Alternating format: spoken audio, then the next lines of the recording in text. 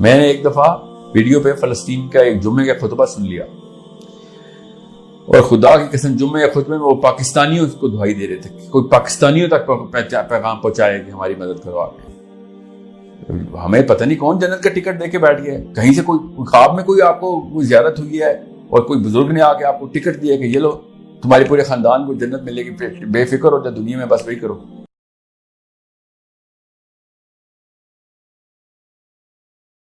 اب بس اس کا فلٹر بس آسان تھا ہی لگائیں کہ نبی علیہ السلام اگر آج تشریف لے آئیں تو کیا کریں گے, وہ کس طریقے سے وہ ترتیب بنائیں گے امت کی اور کیا کیا کام شروع کریں گے. کیا کوئی ایک دن میں چھٹی لے سکتا ہے مسلمان؟ بالکل بھی نہیں. ابو بکر صدیق ہوں یا علی بن ابی طالب ہوں, وہ چھٹی لیں گے آج کہ میرا ویکینڈ ہے آج. مسلمان ہونا ایک لائف سٹائل کا نام ہے. جب تک ہمیں سمجھ نہیں آئے گی تب تک ہمیں کبھی بھی فلسفہ کلیئر نہیں ہوگا. Islam is a lifestyle. Islam is daily routines. Islam is a job, is a permanent job. ایک ہی سی او ہے ہمارا جو دنیا کو جس نے بنایا ہے. ہم اس باس کو رپورٹ کرتے ہیں, ہم اسی کا حکم مانتے ہیں کہ میرا آج کا KPI کیا ہے, میرا آج کا سروس لیول اگریمنٹ کیا ہوا ہے. 114 چیپٹرز کا کانٹریکٹ سائن کیا ہم نے اس کمپنی کے لیے. 114 چیپٹر کا کانٹریکٹ سائن کرنے کے بعد بھی اگر ہم چھٹیاں لے رہے ہیں تو پھر تو ہمیں سمجھ ہی نہیں آیا کہ کہانی کیا ہے.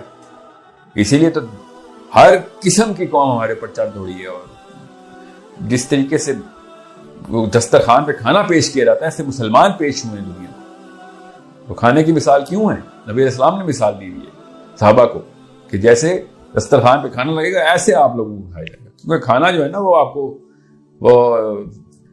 آپ جب اس پہ چھری چلاتے ہیں نا مرغی کے اوپر تو آگے سے چھری پکڑ نہیں لیتی یا پھر آگے سے گولی نہیں چلاتی. یہ معاملہ ہے. کیونکہ سوئے ہوئے پڑے ہیں, چھٹی پہ آج. تو شیطان نے جو کبھی چھٹی نہیں لی, پتہ نہیں مسلمان نے کب سے چھٹیاں لینی شروع کر دی. جب تک آپ یہ دیکھیں گے کہ کسی کے پاس گاڑیاں بڑی ہیں تو یہ غلط نظریہ ہے دیکھنے کا.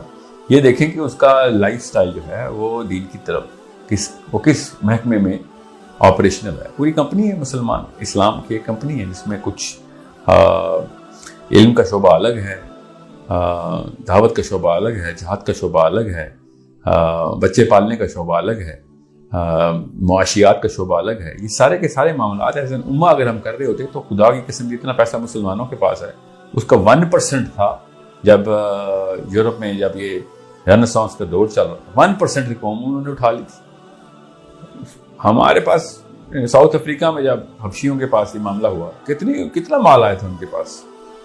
آپ سوچیں تو صحیح, مسلمانوں کے پاس اپنا ہی اتنا پیسہ ہے, وہ اگر آپس میں ہی اس بارے میں اگر اکٹھا ہونے کی کوشش کریں یار بس بہت ہو گئی, صرف ایک اس لیے کہ میں نے کلمہ پڑھ لیا ہے اس لیے میں ایک ٹیگ ہو گئی ہوں کہ نہیں اس کو کچھ بھی نہیں ہونے دینا. تو اپنی سوچنے والوں کے ساتھ ایسے ہی ہوتا ہے. اور یہ صرف مسلمانوں کے ساتھ نہیں, دنیا کی کسی بھی قوم کو تباہ کرنا ہو تو اس کو انفرادیت کے اوپر لگا دو, اپنا سوچو, بس تزکیہ نفس پہ لگا دو اور کلیکٹیوزم نکال لو, کوئی بھی دنیا میں قوم فتح ہو جائے گی. تو یہی ہوا ہمارے ساتھ. جب تک آپ اسلام کو لائف سٹائل نہیں سمجھیں گے تب تک مسلمان ہونے کا مطلب نہیں سمجھ آیا آپ کو. فیشن کے طور پہ بڑے لوگ مسلمان ہیں, جو سنگرز اور ایتھیسٹ نے بھی وہ کراس نہیں پہنا ہوتا, ایکٹرز نے بھی کراس پہنا ہوتا, فیشن ہے. پتہ ہی نہیں عیسیٰ علیہ السلام کا مگر کراس پہنا ہوا ہے. بائبل کی ایک آیت نہیں پڑھی, کراس پہنا ہوا. بالکل اسی طریقے سے ہم نے اسلام کا ایک ٹائٹل لگایا, اپنے آپ کو تسلیاں دیتے پھرتے ہیں کہ مسلمان ہیں, کیونکہ ہر بندے کو ایک پرسنل آئیڈینٹی چاہیے ہوتی ہے. ہمیں وہ آئیڈینٹی مل رہی ہے بس اسلام سے کہ میں بھی کچھ چیز ہوں. یہی مسلمان اگر ہزاروں میں ہوتے دیکھتا آج کوئی مسلمان ہونے کی کوشش کر رہا ہے. یہ صحابہ ہی تھے جو کہ اکیلے نبی کے اوپر آئے تھے. یہ ہم اربوں میں ہونے کی وجہ سے, اربوں کا مطلب تعداد میں لاکھ کروڑوں اور اربوں کی وجہ سے ہم مسلمان ہیں. اگر ہماری تعداد کم ہو جائے تو ہم تو وہ شائنس میں ہی غیر مسلم ہو جائیں گے کہ نہیں وہ ہمیں میجورٹی میں رکھو. This is the problem of the weaker psychology of a nation. We were never made to be Muslim. We were just called Muslims by نام ہمارے محمد ساحل ادیم ہے, کام ہمارا کہیں سے بھی نہیں ہے.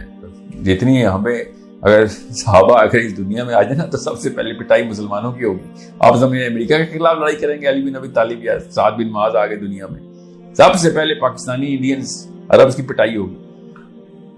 آپ سوچیں خارجیوں کو نہیں چھوڑا علی بن ابی طالب نے, ہمیں چھوڑتے, ہمیں چھوڑیں گے وہ؟ تم اصل میں تو تم ایک کینسر ہو جو دنیا کے اوپر اس طریقے سے اسلام کے خلاف سب سے بڑی سازش تو مسلمان ہے چلتا پھرتا.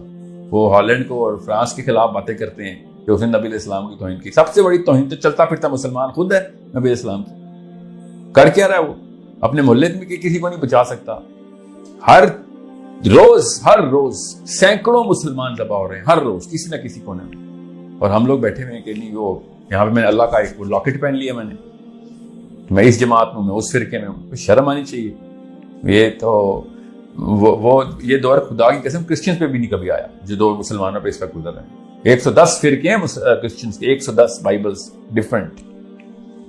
ہمارے پاس قرآن ایک ہے تو ہم نے تفسیروں میں اپنے فرقے نکال لیے تاکہ کس طریقے سے سیلف اسٹیم میری سیٹسفائی ہو جائے کہ I'm somebody, I'm something, I have some rationale, میری بھی کوئی جسٹیفیکیشن ہے. کوئی نبی علیہ السلام سے محبت کی باتیں کر کے اپنی سیلفشنس کو اور اپنے ڈر اس حسیس پن کو سیٹسفائی کر رہا ہے, تو کوئی اپنے آپ کو کسی عالم کے ساتھ طے کر کے بیٹھا ہوا ہے, تو کوئی صحابہ کی جماعت میں بیٹھا ہوا ہے, تو کوئی اہل بیت کی جماعت میں بیٹھا ہوا ہے. اہل امت کون ہے؟ اہل بیت تو آپ ہیں, اہل بیت لورز ہیں آپ, ٹھیک ہے, نبی علیہ السلام کے لورز ہیں آپ. وہ اہل امت کون ہے؟ امت لور کون ہے آپ میں سے؟ یہ کون سا فرقہ ہے جو امت سے پیار کرتا ہے؟ میں آج پوچھ لوں یمن میں کتنے بندے مرے ہیں, میں لگ پتہ جائے گا, کسی ایک کو بھی جواب نہیں آتا. یمن میں کسی بھی دن کوئی بچے مرے, بچے کا نام بتائیں. آپ کے بچے کو پکڑے نہ آ کے, پھر میں دیکھتا ہوں اس وقت اللہ رسول ہی کر رہے ہوتے ہیں. آپ کسی اور کے ہاتھوں ہمارا بچہ ذبح ہو رہا ہے, کوئی فکر ہی واقعی نہیں, کوئی ٹینشن ہی نہیں ہمیں. سو اس کلیکٹیو کوسچن, کلیکٹیوزم کے اندر یہ سوال ڈالیں آپ, انڈیویجولزم میں نہ ڈالیں. بڑے بڑے گھر اور بڑی بڑی گاڑیوں سے نہیں چیک ہوتا. ایسے لوگوں نے ایسے کام کیے ہیں جن کے اپیرنٹ لائف سٹائل جو ہے نا وہ اس طرح کے نہیں ہے کہ آپ وہ سوچیں کہ کوئی اللہ کے کام کر رہا ہے, مگر کر رہے ہیں, مجھے پتا ہے کر رہے ہیں. So don't judge people on the visible profile. Judge them on their philosophical profile, their actionable profile. کہ یہ کرتے کیا ہیں, کیا اعمال کیا ہیں. 24 گھنٹے میں سے کتنے گھنٹے جو ہیں یہ بچوں کی پرورش میں اور دین کے لیے اور امت کے لیے جو ہے نا وہ سوچتے ہیں. روز کی ڈسکشن میں پیسے ڈسکس ہوتے ہیں, یا پھر روز کی ڈسکشن میں مرے ہوئے بچے یا ریپ ہوئی بھی بچیاں ڈسکس ہوتی ہیں کہ ہم کچھ کر کیوں نہیں رہے. میں نے ایک دفعہ ویڈیو پہ فلسطین کا ایک جمعے کا خطبہ سن لیا, اور خدا کی قسم جمعے کے خطبے میں وہ پاکستانیوں کو دعائی دے رہے تھے کہ کوئی پاکستانیوں تک پیغام پہنچائے کہ ہماری مدد کرو. آگے فلسطین کے اندر جمعہ ہو رہا تھا اور وہ فریادیں کر رہے تھے کہ کوئی تو آئے ہمیں. انہوں نے پاکستانیوں کا بھی نام لیا. میں اس وقت ٹورانٹو میں تھا, یہ ویڈیو جو میں نے دیکھی تو 3 دن تک کھانا نہیں کھا سکا تھا میں, کہ وہ وہاں پہ لوگ مجھے بلا رہے ہیں میرا نام لے کے, اور میں بیٹھا یہاں پہ ڈالر کما رہا ہوں اور لوگوں سے بحثیں کرتا ہوں ریسٹورینٹ پہ بیٹھ کے کہ وہ ٹھیک ہے وہ غلط ہے. کام کچھ بھی نہیں.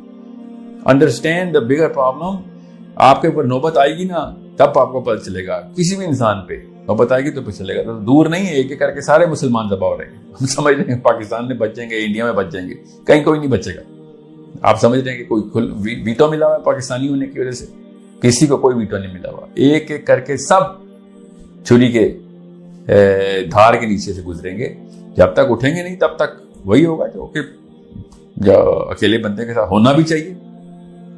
کسی بھی قوم نے دوسری قوم کو فتح کیا, اس کے حصے الگ کر کے فتح کیے.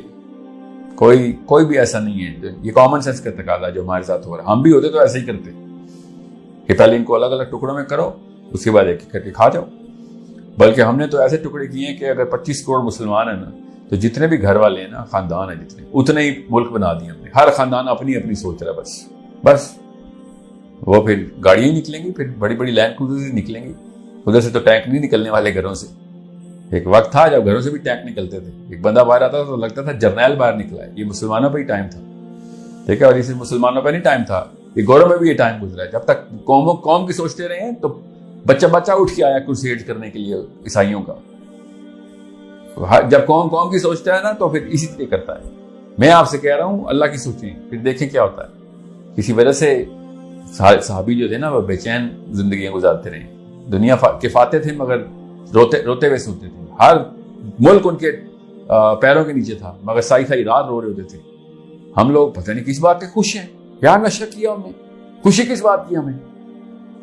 15,000 روپے کی پروموشن ملتی ہے نوکری پہ، ایسا خوش ہوتے جیسے کہ حضرت عثمان کو جب نبی علیہ السلام نے حدیث سنائی تھی نا کہ آج کے بعد عثمان جو مرضی کرے، وہ خوشی عثمان کو نہیں ہوتی جو یہاں پہ محمد عثمان کو میاں والی میں ہو جاتی ہے کہ آج 15,000 کی پروموشن مل گئی ہے مجھے، میرا باس خوش ہے۔